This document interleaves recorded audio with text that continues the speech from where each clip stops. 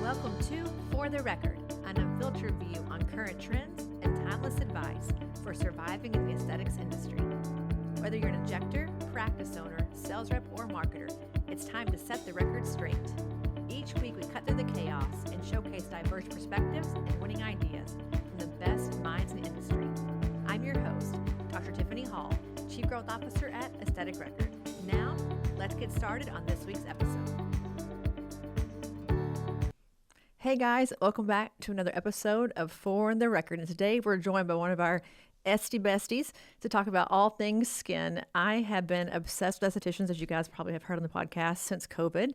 And when they basically rescued our whole industry and saved us all from oblivion by supporting practices with skincare and curbside pickup and all the great things they did.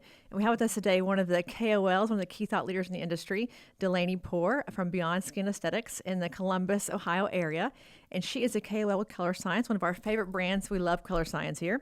And also doing some things with Alastin.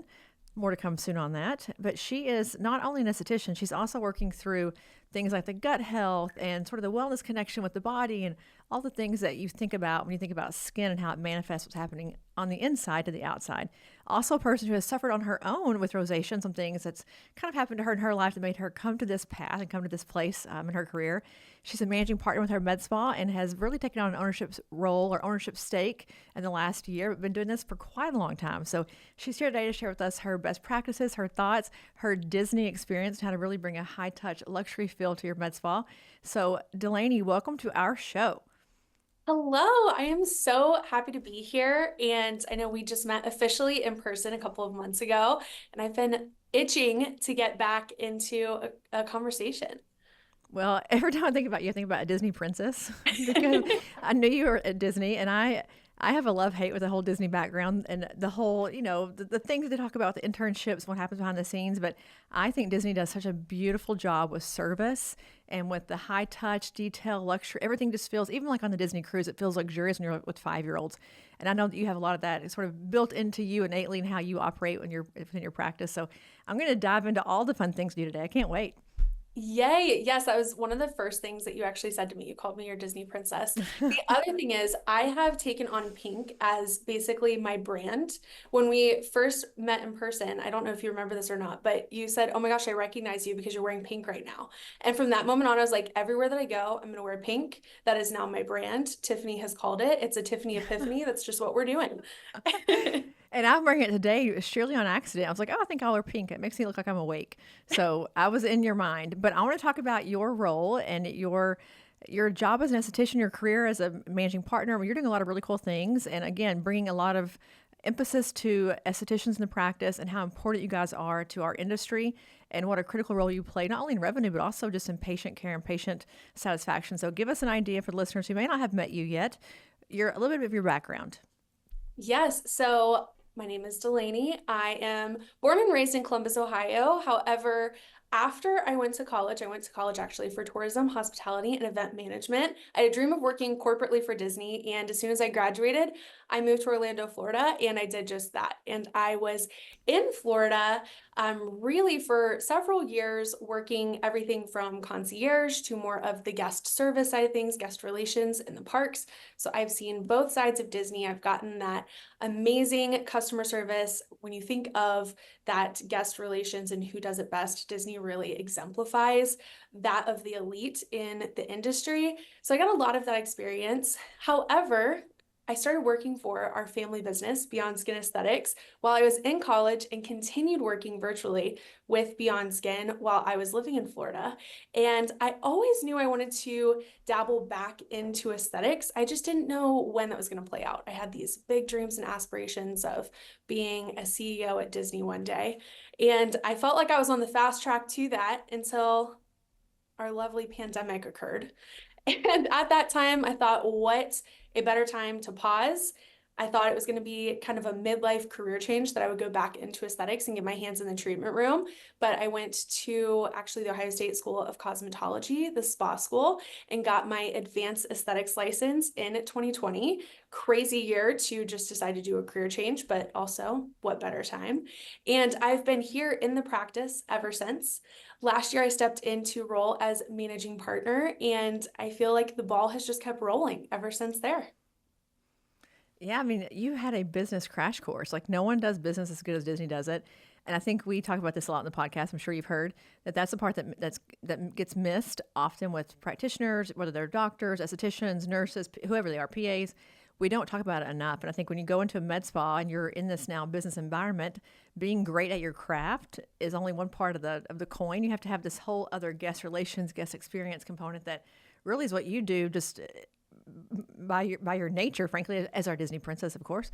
And so I want to kind of talk about that a little bit. You know, I know I'm sure there are steps, there's a protocol, there's a process at Disney. We can't be that specific here in our med spa land, but what are some of the key things that you see that you guys do differently or that you think others should be doing that kind of align to your idea of how guest relations work? So Disney's main kind of guidelines for every single cast member, whether it is starting at those college program kids coming in all the way to executives, is what they call their four keys. And that is safety, courtesy, show, and efficiency. And to me, coming back to more of the aesthetics side of things, as soon as I came back, my mom is one of our co-founders of our business. And then my fairy godmother, Katie, very appropriately named. She's not actually my godmother, but kind of plays that role. So I call her my fairy godmother. And they instantly were like, we're going to pick your brain. We're going to pull everything out of it that you've just learned and apply it into our business. So where should we start? I went straight to those four keys since those are the principle of everything that a Disney cast member is going to do.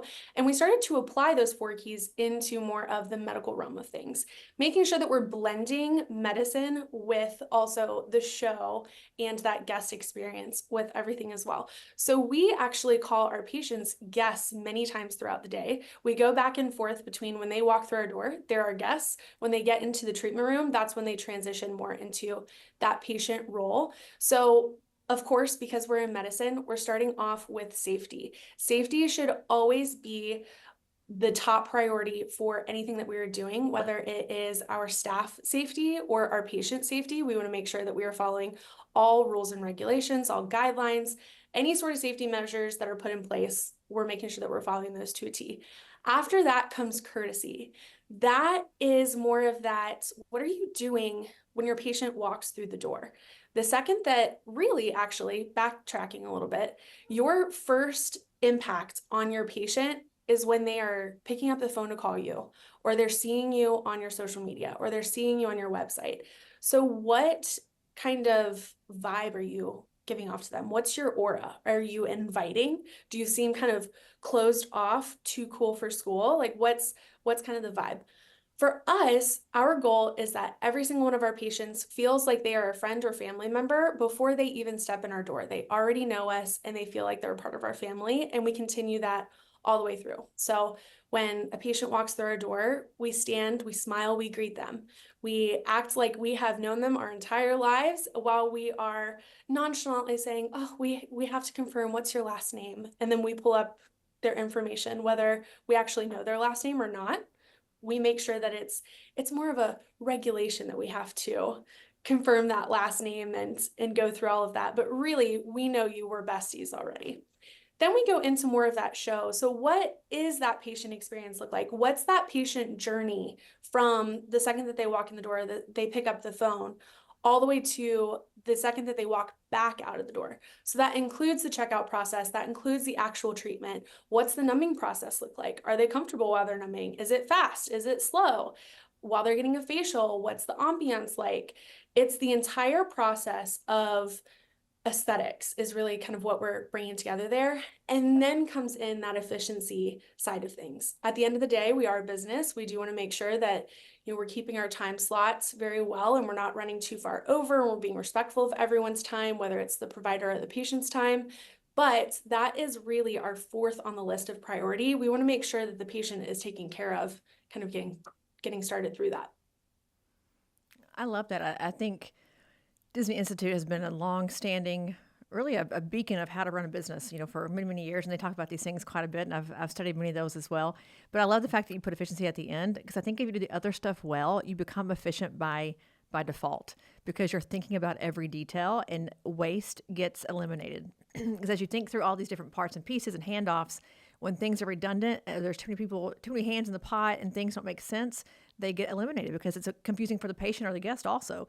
And so I think efficiency is a byproduct of doing everything else really, really well, because you don't have the time to do extra fluff and other BS if you're doing all these other things that also take time. I think there's some part in there where you just sort of naturally, the fat kind of gets trimmed, if you want to say it that way. But I do think, I love these clinics that have like the things in their ear and they're like talking to each other, and, the syringe just magically appears at the door, or the retail item just magically appears at the esthetician's hand, when she reaches for it because somebody somewhere heard in their ear, Delaney needs this in room 4. They're all just kind of on call. You think about a big park or a big restaurant or any place like that, they have these like telecom things happening all day long, so things are always on demand in the moment. It's like Mr. Deeds, if you've ever seen that Adam Sandler movie. He just kind of appears when you need him. I feel like that's kind of the Disney mantra. It's like when you think about it, oh, voila, it's there. And I think that's by default efficient. I mean, you have to become efficient to be able to pull that off and do it really well.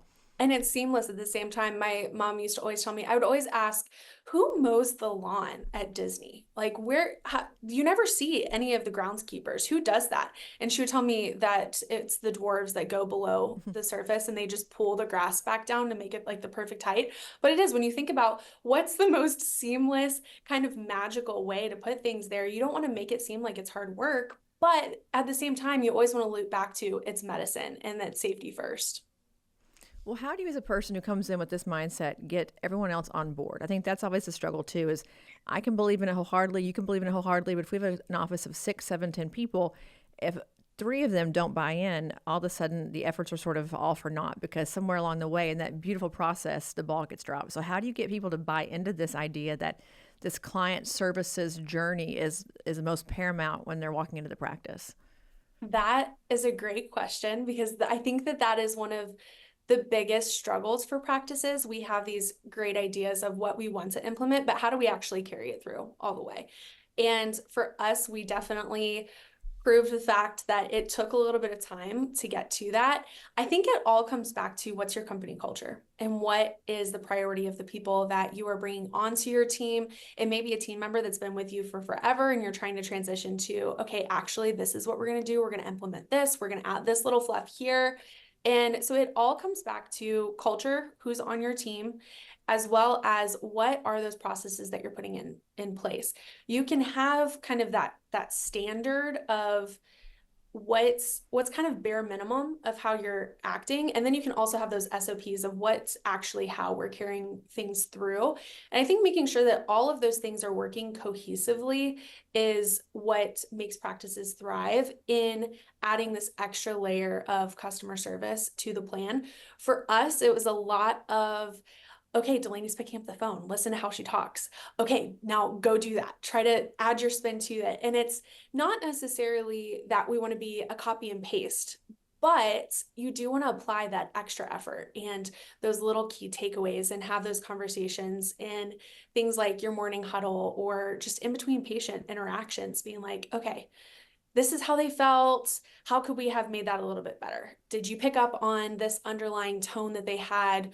Maybe we could have offered them a water, or maybe we could have guided them through the skincare process one more time of what they're supposed to be doing at home, so they felt a little bit more confident walking out the door. And it's repetition over and over and over again while bringing all 3 of those components together.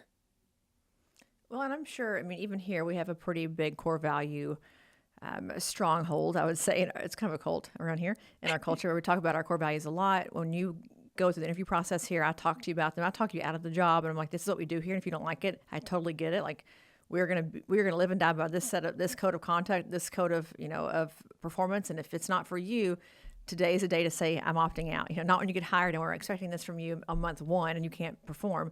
So we make it part of our hiring process. And I would envision in your role as well, as you guys bring people into the practice, like, you have to kind of pre-warn them of, this is not your traditional medical spa. This is not a fluff and buff kind of thing. We're going to like really bring an experience to this entire process for the patient, for the client. and we want you to be part of that experience. And here's what that looks like as an expectation. How much of that do you sort of disclose? That's a bad word to say, like it's a mystery, but disclose in the interview process and get them already sort of in that mindset with you before you ever bring them onto your practice? Oh my gosh, it starts in interview one and it is repetitively every step of the way. The other thing about our practice is we are a practice of type A. I always say that we're steamrollers and nobody else likes that because we are like so magical and fluffy and smiley, but we are go-getters. And every single day, if we're showing up to work, we are putting in our all. No matter what kind of level we walk in the door, we're giving it our 100% effort as we go throughout the day. So we disclose that at the same time as our experience is different than other practices. And it isn't just the day-to-day shuffle of a medical practice necessarily. And it isn't a spa where it's super laid back at the exact same time. We're blending all of these pieces together and giving our patients an experience that they can't go somewhere else and get. It is very unique to who we are, and we're bringing our personalities into that as well. So how do you feel about that? Do you feel comfortable letting your personality show? Do you feel comfortable smiling for 8 hours during your day? Some people would be like, no, absolutely not. Like I can maybe smile for an hour combined. That's something that we want to throw out there immediately is we are that bubbly, laughing kind of culture. We are that supportive of if we do have some sort of issue that we're facing it together and we're moving right past it. And we're going right back to that team mentality, that family mentality where we genuinely enjoy being together. And that can be a little intimidating for some people. So we start saying that in interview one, and we carry that all the way through to the end. We actually have our team members shadow with us as well for a full day so that we can see them start to finish. It's really easy for people during the interviewing process to put on their smiling faces and kind of show up like the Barbie doll that they need to be. And then you get them into the work environments, and it doesn't necessarily always carry through the entire day. You might find out maybe they crash out at 2 or 3 o'clock. And so they're morning people, or that they're afternoon people. And at the beginning of the day, they don't have that energy. We want to find out all of that to begin with so that we can match our team members to our culture in the right time slots, in the right positions, and make sure that our culture is truly protected from start to finish. Yeah, and it's just not natural for a lot of people. I mean, people aren't naturally happy and excited, and not because they're not good people. I don't mean that. That sounds bad, but we don't go through our. I mean, even here, I don't go through my day thinking about making everyone else around me feel good about themselves. Right? I'm like, I got to get the job done. I've got to get from point A to point B in a way that's efficient, profitable, the least amount of damage. I got to go, and we don't often stop and think about everyone along the way. I mean, collateral damage is just a nature of the beast, especially if you're type A like I am. I'm sure you guys have the same problem. But I love what you said about SOPs. Like it's a constant repetition. It's codifying somewhere in your culture that this is how we're going to do it every single time, so that when you're tired, when you don't want to smile, when you don't feel good, when whatever's happening in your life, is happening, that this is the way you do it. You can always rely on and feel good about the fact that we have laid this plan out for you. Don't even think about it. Just do it. Just do it as we've all talked about, as we've all practiced, as we've all done repetitively over and over again. And I think it like maps your brain connectivity to like what's happening, where in that moment, it's like you forget your speech on stage. If you're a new speaker, if you practice it enough, your brain is wired to know what to do next. You can forget everything you know, and you can still keep talking and pull the whole thing off because you've just practiced enough that you've mapped your brain to that outcome and you know what to do. I think there's a part of it where I love the fact that you guys just practice, like just repetitively practice things, and eventually it just becomes, it's a muscle memory, right? You just do it even when you don't want to do it, you still do it. I think that's kind of the Disney thing too. And when they're tired and hot and sick and they're wearing all those costumes and things, it's like, well, you got to be Disney. You don't have a choice. So You're still, I like, yeah. I think too, it's important to think through part of your team members. There's the Delaney's of the world. And then we have Katie, who's one of our co-founders, or Alicia, one of our nurse practitioners, and they are much more reserved. However, they can still give that Disney edge to it. And we're going to have patients that walk through the door and they're going to gravitate towards more of that chill, laid back side of things, but they're still getting that A+ customer service. So I think too, remembering that having kind of like that Disney edge does not mean that it's always over the top and it's pink and sparkly and pixie dust and all of the things. Sometimes it can be more of that, you have a brand new mom that walks in and she's absolutely exhausted and she just wants somebody to understand where she's coming from and help her to feel confident walking back out that door.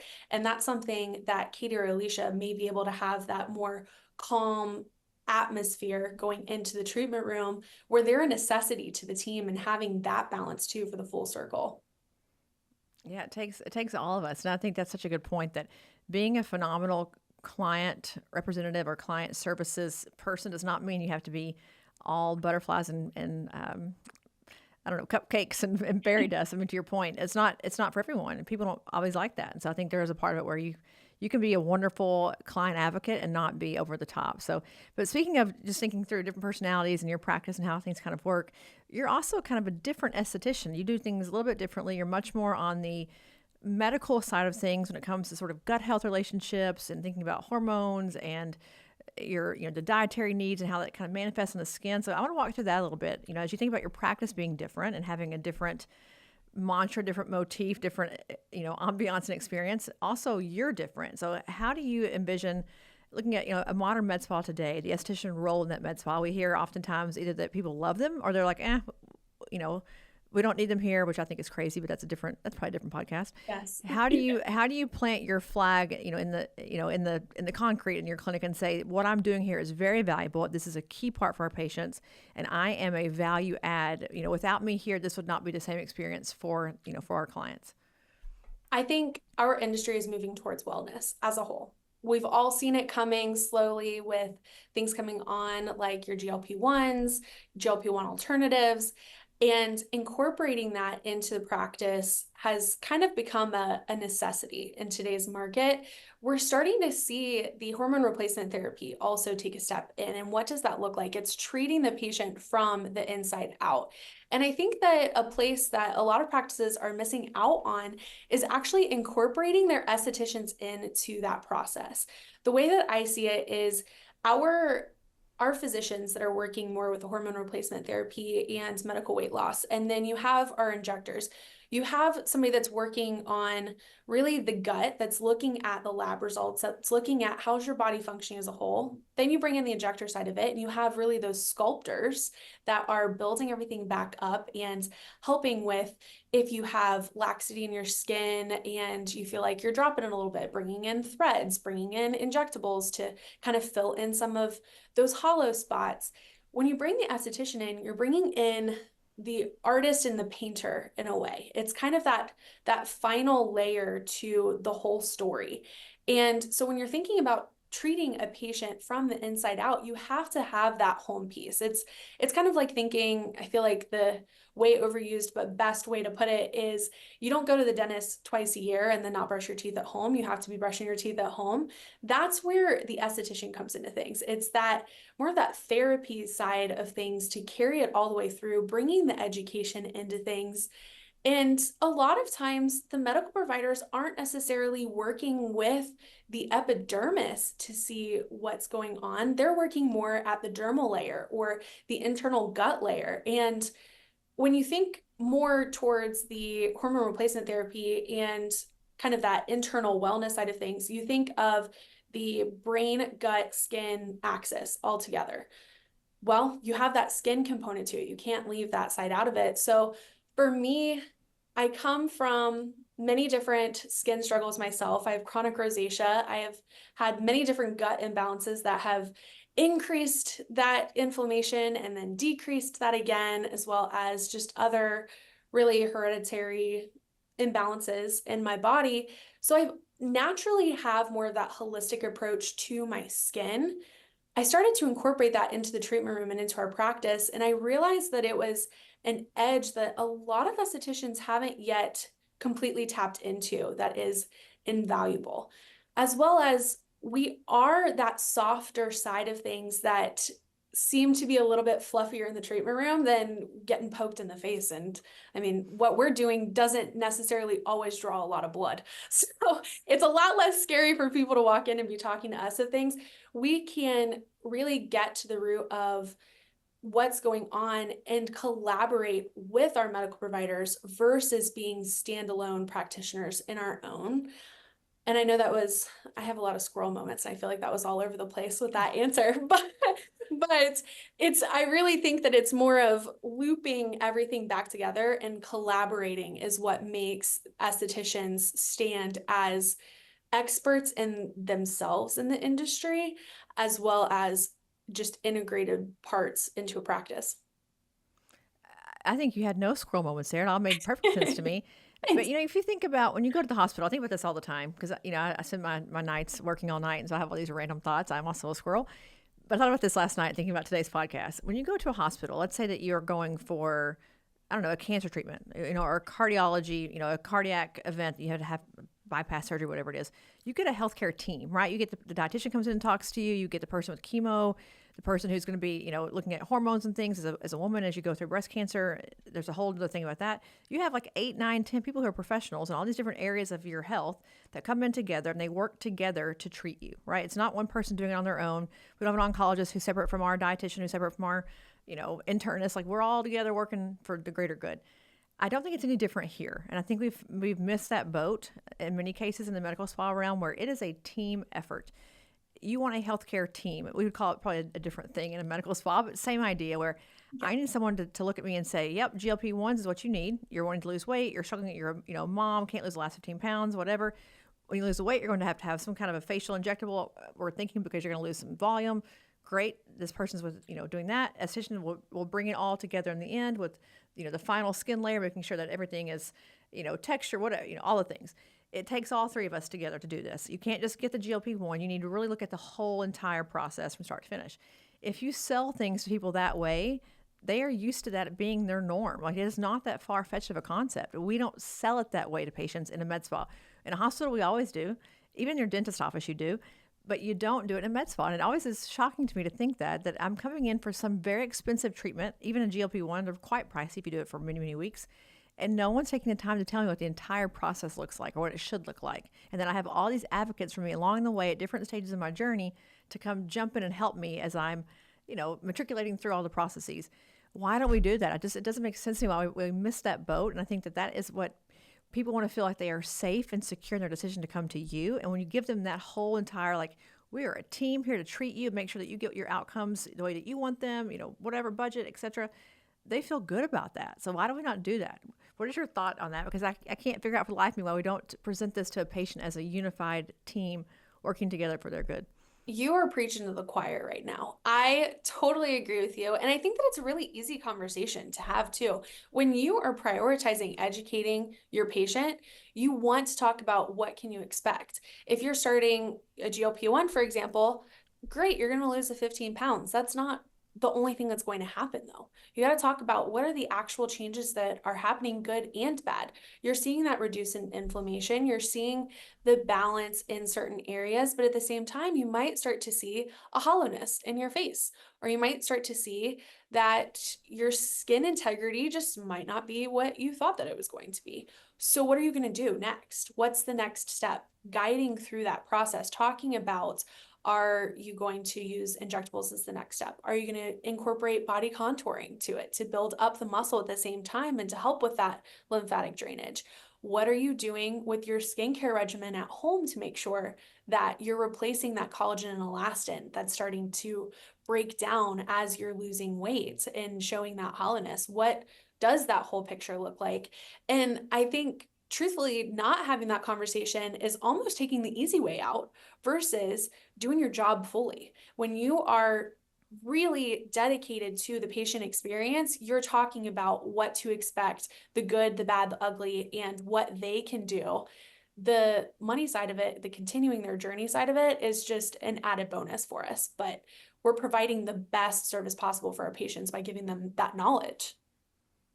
I think it's a disservice if you don't do it, right? Because if I leave your clinic, if I go to a consultation with you and I'm like, I don't want to buy today, I'm just going to do my consultation, which to me, I'm like, honey, if I'm there, I'm going to buy. But others are a bit more discretionary with their funding, but they're going to do a consultation. You don't address all that. You just say, yep, we're going to get you your injection, your GLP-1, or we're just going to do your sculpture, whatever the thing is. And we don't address all of it as a whole unit, a whole healthcare plan. I leave you, I go to the person down the street and they do it that way. And if the price is the same, where am I going to go? I'm going to for sure go to them because they had their shit together. They had their plan together. And I felt like I was taken care of and that my needs were heard and that I was in the best hands because you guys knew things I didn't know and I wasn't even thinking about yet, but you already had a plan for me and we were good to go. I think at the end of the day, if you want to charge more, if you want to be seen as a prestige brand in your community, you have to act that way. And that typically entails doing more like the Disney mantra, doing more with clients who come in the front door, but also offering them more holistic plans for their care and not just like this onesie twosie thing. Because an esthetician, to me, I mean, the skin's our largest organ. We all talk about that all the time, even tongue in cheek. We say it, but we don't really believe it. But it's such a critical part of, as a patient in a practice, like you need that part of it. And an injector is not in their day-to-day time schedule. If they are busy doing injections all day long, they don't have time to think about the skin part of it because they're trying to do filler, thread, what you mentioned. The docs are doing hormone therapy, they're doing GLP-1s. This is what you do best. This is your specialty. So you go do your thing. I'll go do my thing. And if we all do our thing the best we can, then the magic starts to happen. So I just think we're forgetting about that somewhere along the way. And we were so gung-ho after COVID, like skincare is the thing that saved us all. And now we're kind of like, well, back to our regularly scheduled programming. And I just think we've got to take a step back and say, if we don't sell it to them, Amazon will, or the competitor will. Yes. It should be us. It should be us doing it because we know what they need. We know best because we were educated in this. We have, schooling and degrees and experience. Like this is the thing that we do. Trust us. Don't trust your Amazon, recommendation list. This is also why I love the structure that's leaning away from commission. It encourages that collaboration between providers, and it seems very scary to say, well, let me ask the injector or let me ask the physician. Almost like from an esthetician standpoint, you're disregarding your knowledge base and your expertise walking into the treatment room. Once you get past that kind of barrier that you've set for yourself, you realize the patient actually loves that. And more touch points with more people, getting to know your entire team, that is adding an extra service with no added time. At this point, we just incorporate that collaboration into our patient journey. When a patient walks through our doors, they typically are seeing 2 to 4 of our providers in a 30-minute to hour time frame that they're within our practice. And at a lot of practices, that's unheard of. They see the same person when they walk in the door, and they're with that person all the way into the end. And there is a beauty to that consistency of being guided through the process. But when you're able to bridge that gap and you still have that guided process occurring, but you're able to connect all the different pieces, you're just providing your patient with an even better outcome, and they're still getting that full service and that added value. Well, I wonder how many clinics have patients who go. I would love to see the data on this. I don't know how to do it, but I'll find out. How many people go to a medical spa to get their injections, but then go somewhere else for the esthetician because they have no idea that the clinic does that thing? I think that is super common where it's like, oh, I'm going to see Jane for my microneedling, my lasers, but I'm going to see, Sarah for my injectables. It's like, oh, wait a minute, but Sarah has the same exact thing at her clinic that Amy does. Oh, well, I had no idea. I've never met Amy. Who the heck is Amy? They don't even know to ask for it because there's been no handoff. And I think to your point, if everyone's coming in and meeting me, I'm aware of your services. Even if I can't think about it all that day when I learn about it, I at least know to go look at a later date. I know to go look online, look at your services. But I think there's probably many cases where the person who is in that chair has no idea what all the clinic can do for them, and they go somewhere else to seek services because they just don't know better. And again, that makes no sense for the practice, right? They're giving away money. Retention's kind of awkward because now it's like they're two different places they're loyal to, and where do they go for which thing? It just gets confusing. And the client is no longer the center of attention. They're no longer the part of it that's the most important. It's like, what services am I doing are the important part of it. And that's, I think, what we don't want anyone to go through is like making choices based on services. So I love the idea of like bringing someone into the room, explaining what all you can do for them. But I think with the esthetician, more than anyone in the practice, what you said before is it's the least threatening and the least scary thing. And so from a calling card perspective, from a recruitment perspective, if you want to generate leads, get a great esthetician and you will find leads because they want to come get those services. And if they're fence sitting for more invasive things, they find a great esthetician, they'll never leave. I mean, you know that. They'll stay forever. They will stay literally for like 50 years with an esthetician because they love her so much. It's a loyalty builder, and also it's a great gateway into the practice because they're at some point they need to have more, right, than just skin. It's like the skin looks amazing, but it's just hanging down to your kneecaps. Like you got to have an injectable now. And there's a place now to hand off. But they would have never come to that practice before that moment had they not needed this immediate skin concern resolved. So I think there's just, it's symbiotic, very symbiotic in my mind. Absolutely. And for us for a practice that may be thinking, okay, how do I start incorporating multiple providers into a patient journey. For us, when we implemented CIQs, so that's client interest questionnaire, the second that they walk in the door, we actually have 4 separate versions of it so that our patients don't feel like they're filling out the same thing over and over again, but we're really able to pick their brains. It's showing them what services that you have to offer, and it's starting that conversation to loop in the other providers as well. And then you can send them home with a recap of everything that you talked about. So if you went through, you have a brand new morning and night skincare routine, plus we're setting up this whole facial schedule, and we decided that you're going to do injectables, but also you're going to get your labs tested because we might think that there's something going on with your gut, or we might think that there's some sort of other imbalance going on with you, whether it's a hormone imbalance or something else going on with you. That's a lot of information. And I always call my light in my treatment room the interrogation light, because you put a light on top of somebody and then you start throwing out all this information, it's going to go in one ear and out the other, and they're just going to black out and not know what's going on. So when you give them that resource to take home with them, they can digest all that information and be like, oh my gosh, I remember she said this, and I met the person and they were really nice. I think I want to schedule an appointment and talk to them. And then it just adds to the retention, and it's a never-ending cycle that way. So using those resources also allows for an easy conversation where it's not necessarily sales for your providers, and you can cut out that "I'm not a salesperson" comment that so many of us get as business owners. But we're all salespeople, by the way. If you're not selling, then you're not going to stay in business. All of us. I hate to break it to you, but Yes. if you don't sell things, no one gets paid. But I do think the idea of this team, you mentioned, getting away from commission. If you've ever heard me talk about anything with that, Lululemon is one of my favorite stores when it comes to this model. At Lulu, it's a team. No one gets paid more than anybody else. We all work together. Our name is on the door. Whoever the person is getting their little try on, I guess.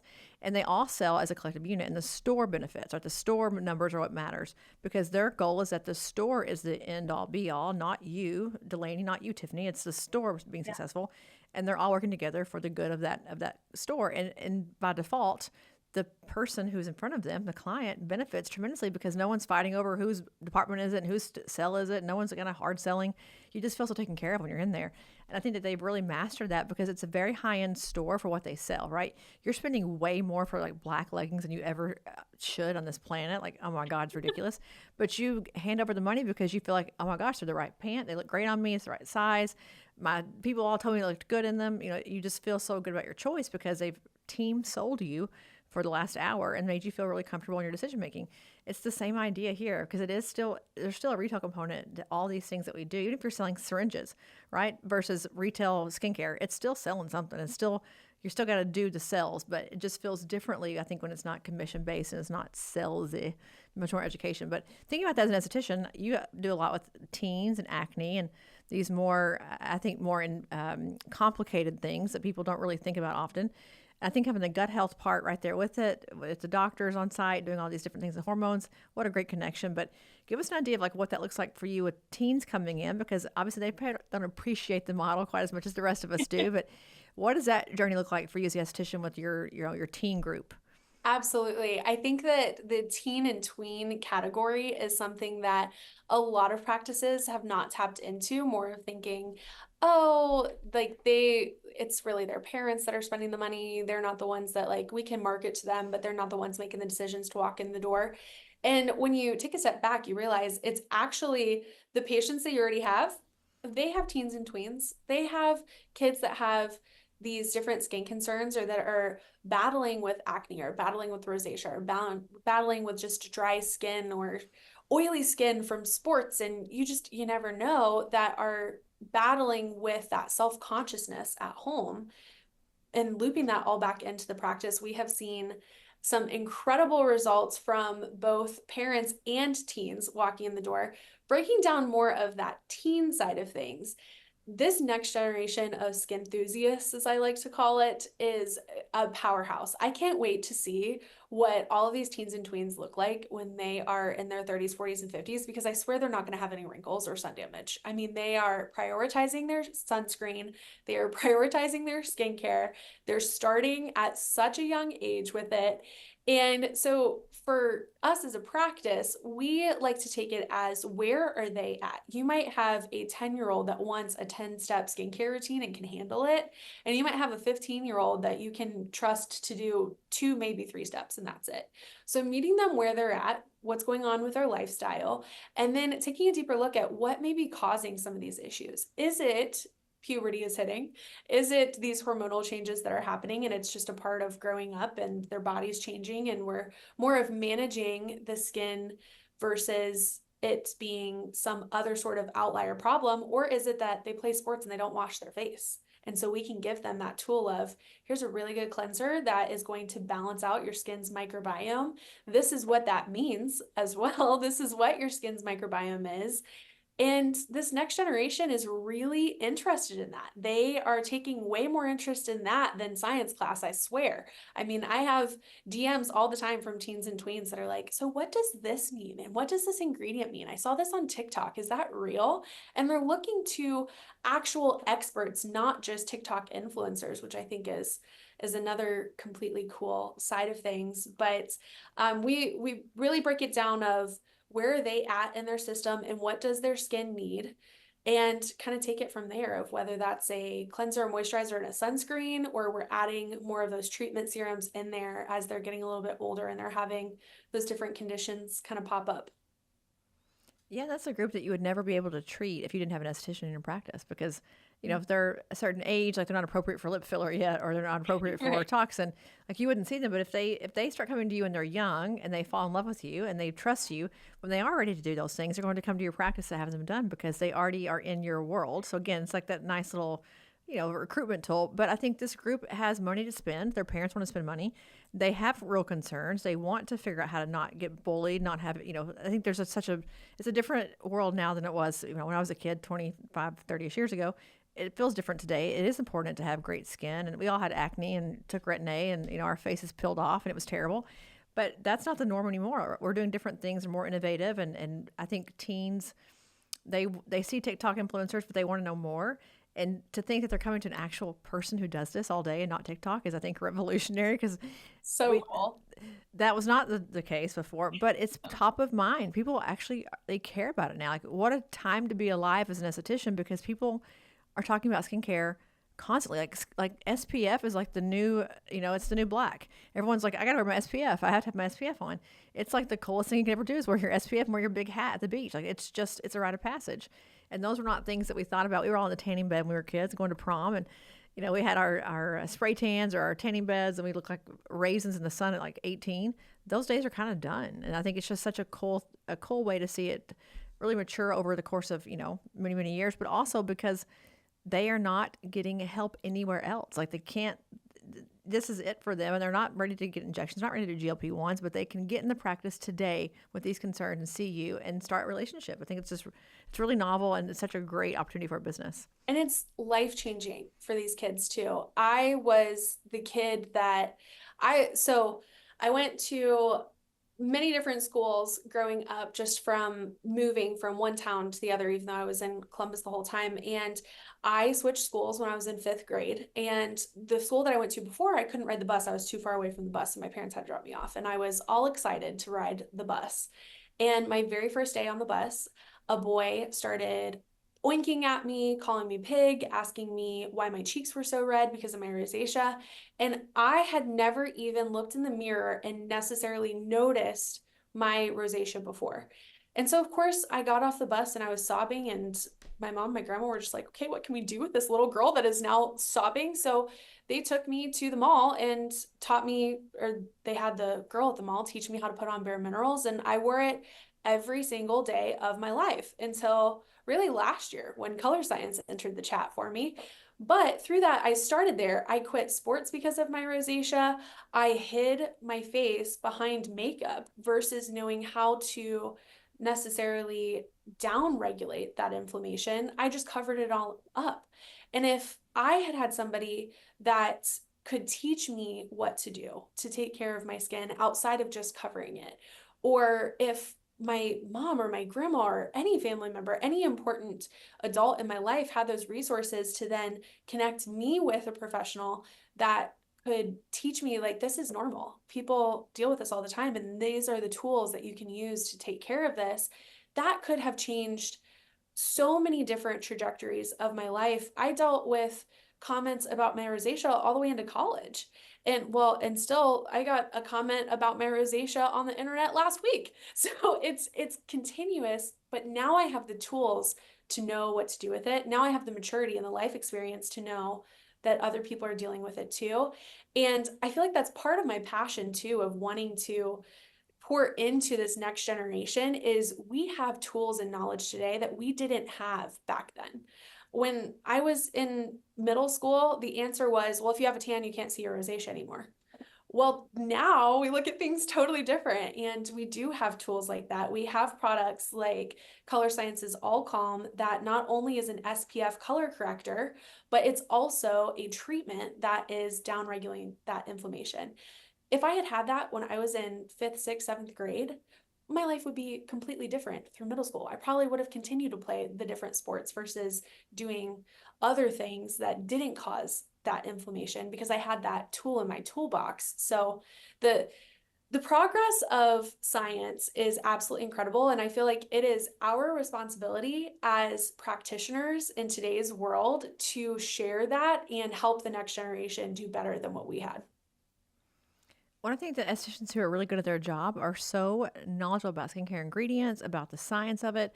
Like I listen to the skincare track every year at Aesthetic Next, all the estheticians talking about when to use what products and why. And I'm always just so mesmerized by the things that we never knew. I mean, I'm a pretty smart person, I would like to think, and I'm pretty intelligent about what we do in aesthetics, but I don't know about ingredients at all. And to hear them talk about things and why this doesn't work and that works, I look back on my childhood and think, oh, well, that was probably the problem. That's why it didn't work, or things you didn't know because no one talked about it. It was like if you weren't a dermatologist, God forbid you say that you knew anything about skincare ingredients. Like you had to be a dermatologist to be able to talk about that. That's off. I mean, that's no longer the thing. It's like you guys spend so much time. This is what you do every single day. You spend so much time in this that you've learned what things to pair together. And my sister had acne her whole life, severe acne. I never had it, luckily, but she struggled with it forever, and she was on so many things that were so counterbalancing each other that she was making it worse. Like she had this prescription and that prescription and this face wash and this thing, that at the end of the day, everything that she was doing good with one, she was doing bad with the other. And it was just counteracting each other. And it was a shit show basically. And had she had somebody along the way when she was 16, 17 to say, let's stop this. Let's think about what you're actually using, what's going on in your body. Let's think about, what we could do to make this better. She would have had a much different adulthood, early adulthood, for sure, much better teen years. But no one knew and no one said a word. It's just like, oh, dermatologist has to do it. Not that I'm hating on my derms, I'm not, but I think prescriptions are very common. And I think at some point, there are things that can help you far before the need to go get a prescription for something. I just think that we've got so much more at our fingertips now, but it takes a person who's very educated in this and who loves it and is passionate about it to do more than just, the fluff and buff, like to really get involved in the medical side of an esthetician. And it's just mesmerizing when you get somebody who knows it. Boy, I could hear you guys. I mean, I could listen to it all day long because it's just such a cool discussion that even Color Science, you mentioned those guys at Alastin. I'm obsessed with all the things with plated right now with exosomes and how much it calms the skin. Yes. There's just so much cool technology right now that we've never had before that, again, this is like the time to be alive if you love skin. This is the day. It is. And shout out also to all the derms that are incorporating medical estheticians into their practices. Because I'm seeing that more and more too. And it is so amazing. I was at an Alastin event a couple of months ago, and a plastic surgeon got up on stage and was like, I just want to say I knew nothing about skincare until my esthetician taught me all of this stuff that I'm about to tell you. And the fact that that is normalized now, where we're talking about collaboration with different professionals and we're bringing in the medical side with more like the therapy side of skin, it's so beautiful. And I love where this industry is going because of that too. Yeah, we're seeing so many great products coming out. And obviously, we just mentioned two, Color Science and Alastin. I'm a huge Color Science fan. By the way, this is not a sponsored episode, but I'm a big fan of Color Science. I love their Flex product. I use it all the time as foundation. I love all of their things. And I think that this idea, again, of SPF kind of coming into the chat, I think for the first time in a long time, but also it's great makeup, like true makeup. I think in many cases, I'll go without foundation, just wear that instead. Yep. It's a really interesting place if you're a young person who wants to wear makeup and to have, to look great, but also you have like not such great skin and you don't need to have all the things that come with wearing heavy makeup. You have a solution now. You didn't have that 15, 20, 30 years ago. Like, trust me, we didn't. I tried. You did not have that. I think that we've got a really novel product innovation kind of happening right now between, again, like exosomes and all these different ingredients and things coming in into play. But how do you guys decide in your practice? Like obviously, you're a managing partner here. What goes on your shelf and what you're going to sell, and is it a byproduct of the vendors who are helping you and working with you, or is it really just about ingredients? How do you make those decisions to be able to business and be profitable, but also have really great products? Oh my gosh, this is one of my favorite questions ever. And I feel like we've been talking about it so much recently in the sense that our practice does approach things a little bit differently. I think there are definitely practices out there that if certain influencers are promoting something, they're like, well, we have to have it on our shelf because it's already out there and people are looking for it, which is absolutely the case. At the end of the day, we are a business. You do want to have those resources. If somebody is looking for something, make sure that you have it available to you. For us, and I've been a huge part of really kind of drawing this line in our practice of what products do we have front and center on our shelves and what are we promoting the most. We really look at the companies that are, of course, backed in science the most. We're looking at what's actually transforming the skin.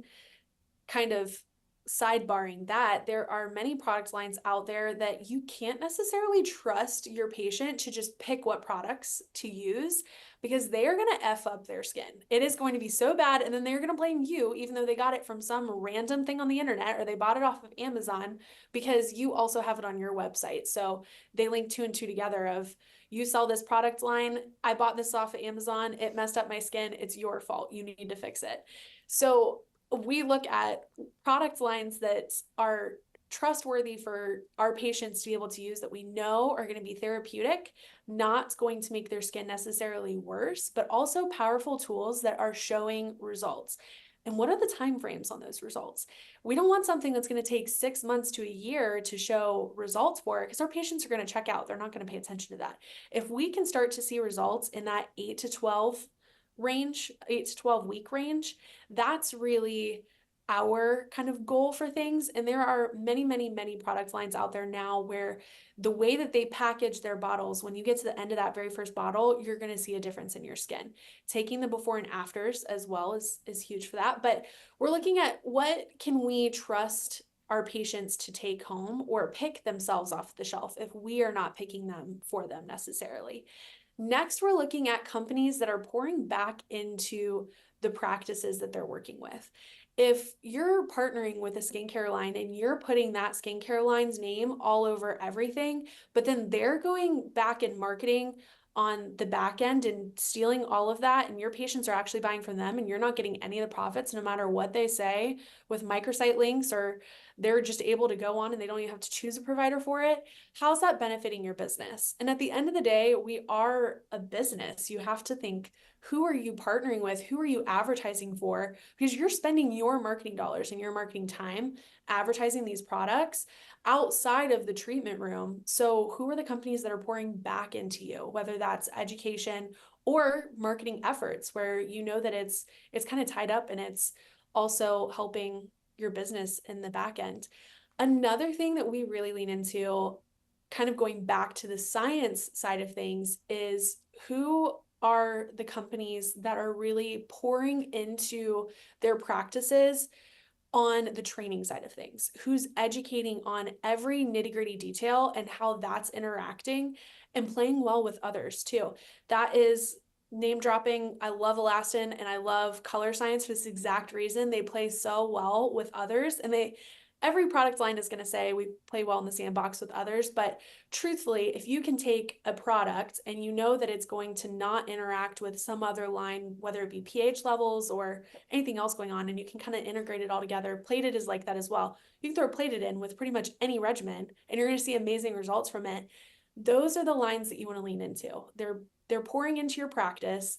They're safe for your patient and you're getting results. They're amplifying the face that's walking out the door. You know that your results are going to be better because you're partnering with these different skincare lines.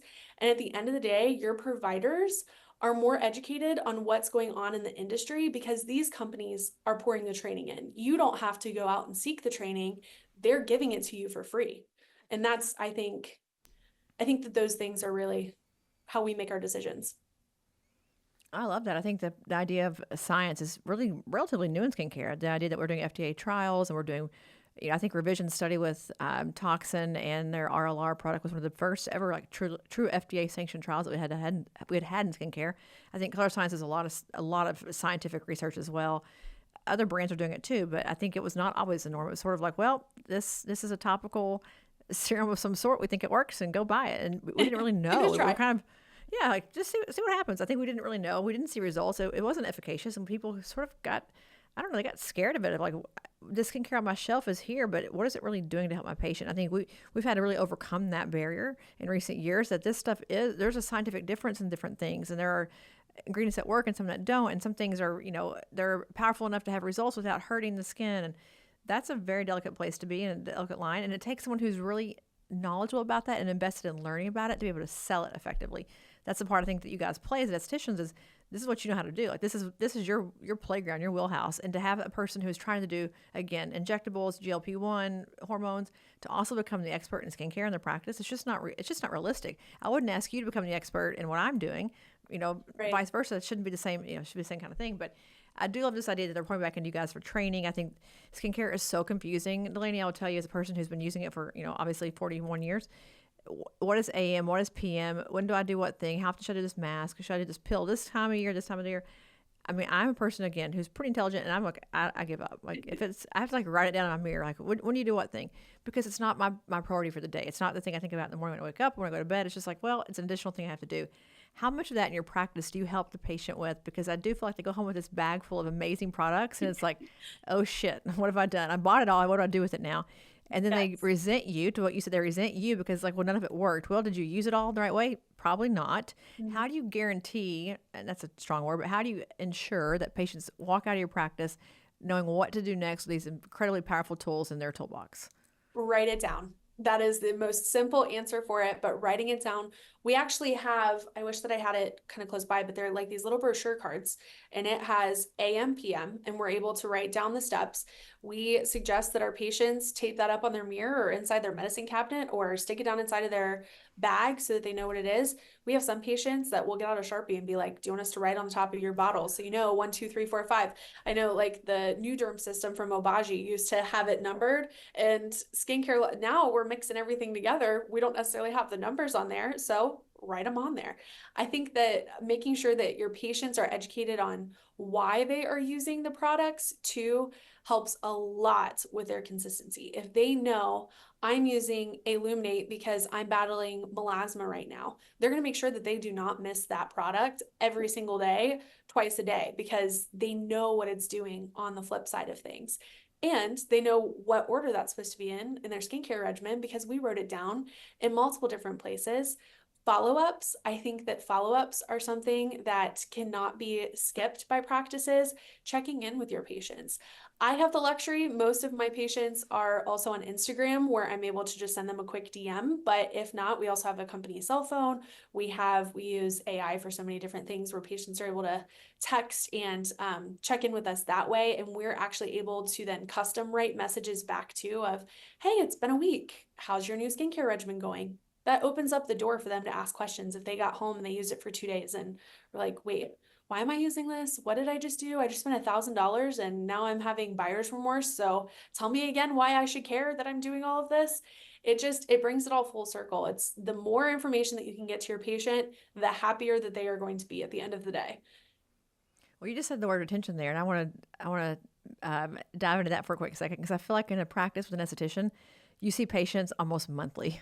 And if you are only doing injectables, you don't see that. We know the average patient comes in like 2.7 times a year for injectables, but you guys have the luxury of, much more frequent interaction, whether it's going to be a facial, it's going to be a dermaplane, something along the way. It's skincare checks for things like, I need a refill on my products. They're Yep. seeing, these practices who have an esthetician are seeing far greater retention rates and frequency of visit than anyone who doesn't have it. I mean, it's a fact, guys. It's a fact. How Yeah. do you do that? What does the plan look like? Do you have a patient come in on day one and then say, okay, let's look at your skin, what you want to do. Let's go ahead and book your entire year out or your entire plan out for the next 6 months so that you know when you have to come back, what you're going to be doing each time you come back, and you're preparing them for that. How does that sound? Because it probably sounds overwhelming to a patient saying, oh my gosh, I have to be here every single month. But then they start to love it. It's like, oh, but I see results when I come in, and I attribute those great results to seeing you. And so I think Yes. a part of it that's like very loving and connected. But what does that look like for you in your practice? That is actually exactly what it looks like. It is us writing out really a year plan. We try not to get too nitty gritty the further out we get with that plan. For me, and I know our nurse practitioner Alicia does the exact same thing on hers as she's writing out kind of the patient plan, but she'll put maybe 3 months in, check in, let's reevaluate, or 6 months in, check in, let's reevaluate, so that it leaves room for that to change. It's not necessarily like, here's this piece of paper, it is now your Bible for skincare. It is, there's a little bit of room to go with that, but we're still providing all that information. We also have on there where we can check mark the services that we have that we suggest for them, and they can see the master list of all the rest of the services that we have. And I think that that's very valuable for the patient as they get home and they're like, okay, I really liked that, but I might want a facial that's a little bit less.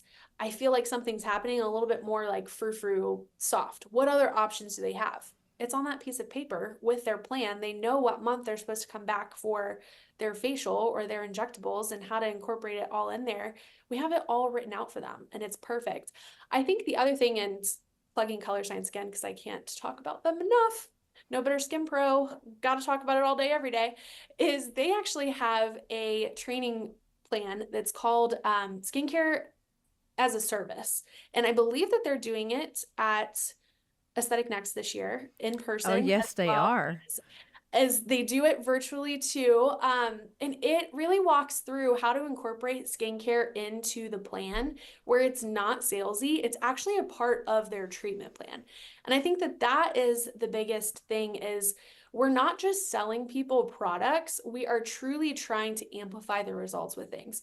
So if you're talking about somebody that's coming in for microneedling or Sculptra, why should they be using nectar from Alastin? What's the purpose of that? Getting them on that regimen is we're prepping your skin. This is how we're prepping your skin, and this is what you're going to do afterwards. It's a part of their treatment plan. It's not completely separate from their in-office treatments. It's all one linked together, and we have that all listed out on their year plan and when they should be incorporating products, when they should be coming off of products and introducing different ones. It's all on their year plan altogether.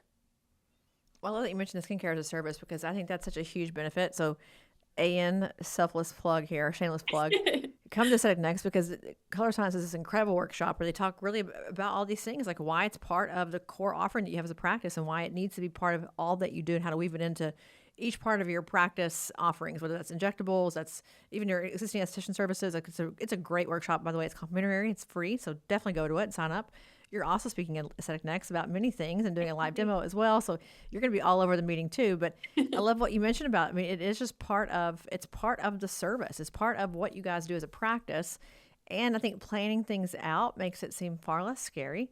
And it makes sense as to why they're doing things when they're doing them and why they have to have products that are changing. Because as their skin's changing along the way, it's like, yep. And as this happens, we're going to change your cleanser. We're going to change your moisturizer, whatever the thing is that you need to change. And now I understand why I've got to buy a different thing now. Like it's all coming together for me versus all of a sudden it's like, well, all the things you bought 6 months ago, those are all trash. We've got to start over. It's like, but why?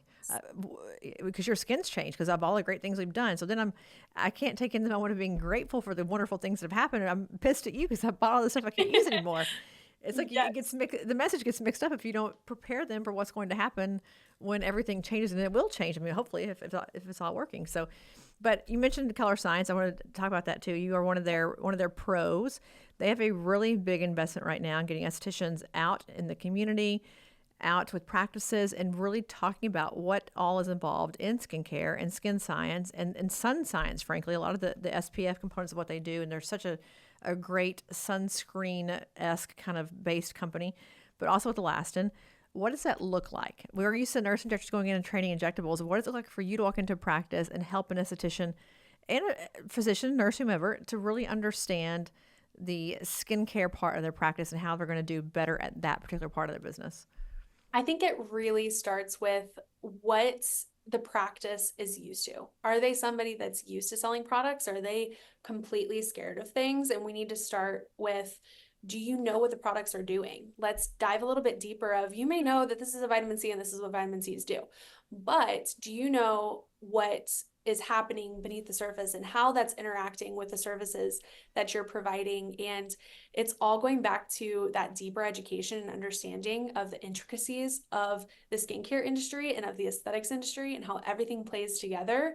And so that's really the pro program, specifically with Color Science, is really cool because it's connecting not only like the nerdy, I want to be in a lab digesting all of this stuff side of things, but also the marketing professionals and the business owners, and pulling all the different pieces of the aesthetics industry together to put all of our brains together for the better good of the industry, and then going out and actually making a change and making an impact in the industry. So it's been my honor to be a part of that so far this year. I can't believe we're halfway through the year already with that. And I know there are so many pros that are going to be at Aesthetic Next speaking or at that workshop. When it comes to actually like going into practices or talking with my different colleagues at these different events that we're going to, it's really going to the base of, as an esthetician, you are empowered, you are valuable, and these are the tools that you have that you are going to go share with the world and that you are going to share with your patients, and then go take them, go blossom.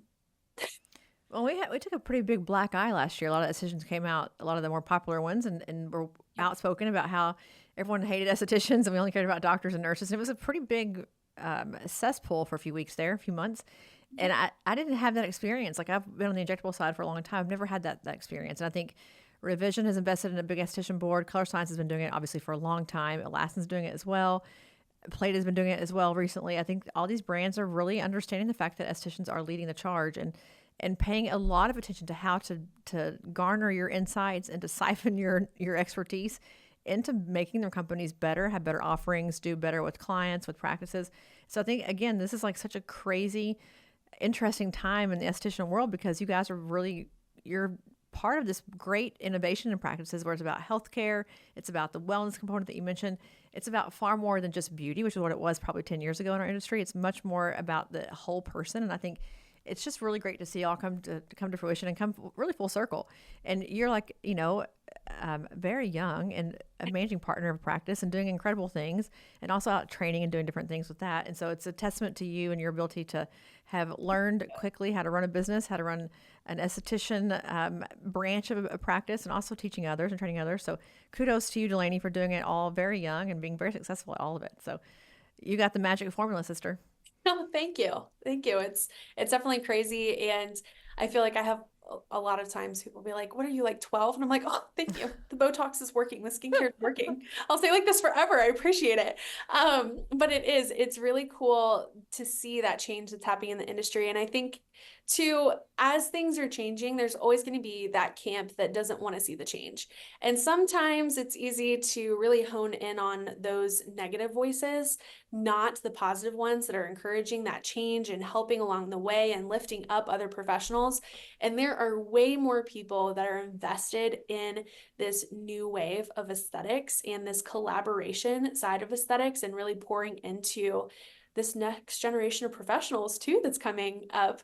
That it's an amazing time to be in the industry and to just be full-heartedly dead center of what's going on. So it's my honor to be in the middle of it. Well, tell us what all we can look forward to with you at Aesthetic Next. Yes, so I am actually doing a speech on the next generation of skincare enthusiasts, talking more about teen and tween skincare, what they should be using, who are they, how do you market to them, all of the things together. We even have a little clip on there from my fairy goddaughter as well, because we always have to have that little piece in there. She's 9, and so we've got a little clip too of hearing straight from the source of what's cool these days, and then kind of digesting that and how you can implement that into your practice. Also, the value of incorporating aesthetic products and procedures into your wellness practice. That is something I am super, super passionate about. And we're going to have 30 minutes to really dive into that and see how you can kind of blend the two worlds all together and amplify what you either already have set or how to get started into that realm of things of blending wellness and aesthetics together. And then on Sunday, I will be doing a live demo on the Glow Beyond Peel, which is one of my favorite treatments that I do here in the office. It's a combo of Diamond Glow with a peel and some other good stuff. So definitely hang around on Sunday and I'll be doing that live.